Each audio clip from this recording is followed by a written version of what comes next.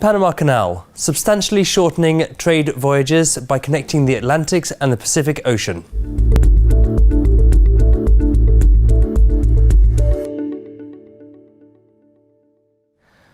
Hi, in this episode of Commodity Brief, we're going to be focusing on the Panama Canal.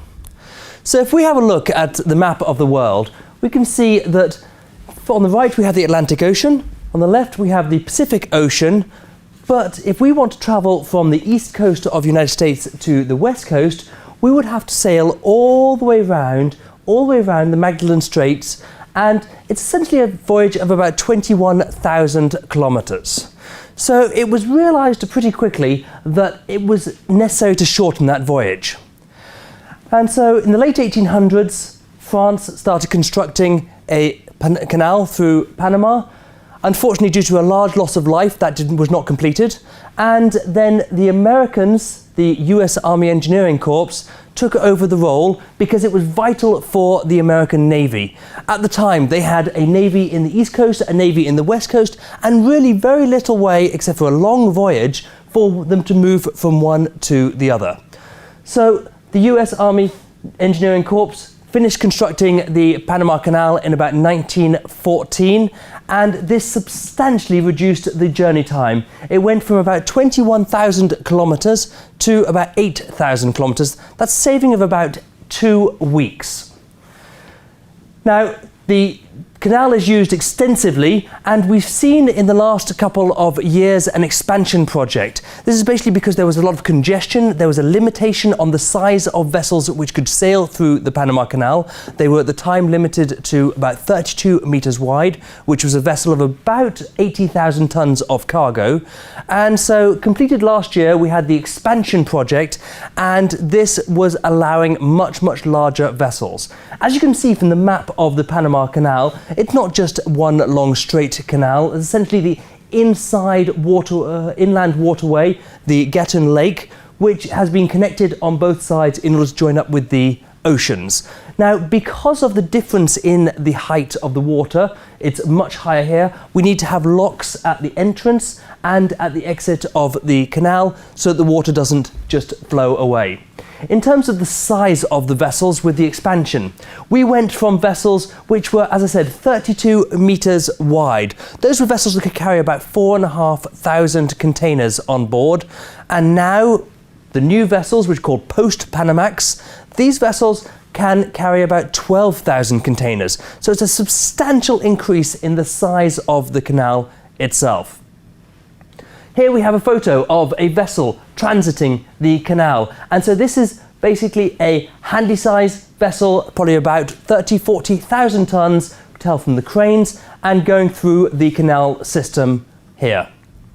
In terms of the trade, what we're really looking at is first of all, the dominant factor is trade from Asia coming over to the east coast of the United States. And so a lot of this trade is coming through the Panama Canal.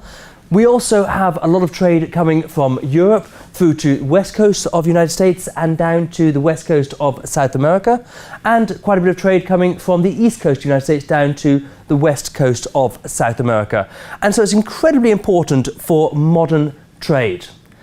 Now, in terms of figures, the canal is used extensively by a lot of different types of vessels. First of all, container vessels carrying goods from the markets in China over to the east coast of the United States. Also cruise vessels like we see here, but also tankers as well. It takes about 8 hours to get through the lock system, get from the Atlantic to the Pacific Ocean. And in terms of revenue for the country, brings in about $1 billion of revenue a year for the Panamanian government. And we're looking at about 330 million tons of cargo every single year. Now, this is a picture of the post-Panamax vessel. So this is the 12,000 containers on board of the vessel. So it's a massive vessel, and this has hugely changed the way that trade works. That being said, whenever we're looking at the Panama Canal, we have to also look at the risks that are involved. And so one of the main risks that we have is, first of all, the cost. There is quite a high cost of going through the canal system. For a fully loaded laden container vessel, you're looking at about $350,000 for just going one way. But then again, if you're comparing that against 2 weeks transit, it could make a lot of sense. Another risk that we have is congestion, delays. And so depending on the state of world trade, the number of vessels trying to go through, we can have quite large congestion at either end of the canal. Now, this has obviously been relieved quite significantly by the expansion, but before we used to find ourselves with maybe a day or 2 days delay to go through. And these vessels are very expensive on a daily basis, and so it does have quite a negative impact, to the extent that the Panama Canal Authority put in place an auction system at one point so that if you were willing to bid high enough, you could go through. However, unfortunately, this was quite unpopular. And one other risk that we have is that with the expansion, now the new draft limitation is quite deep.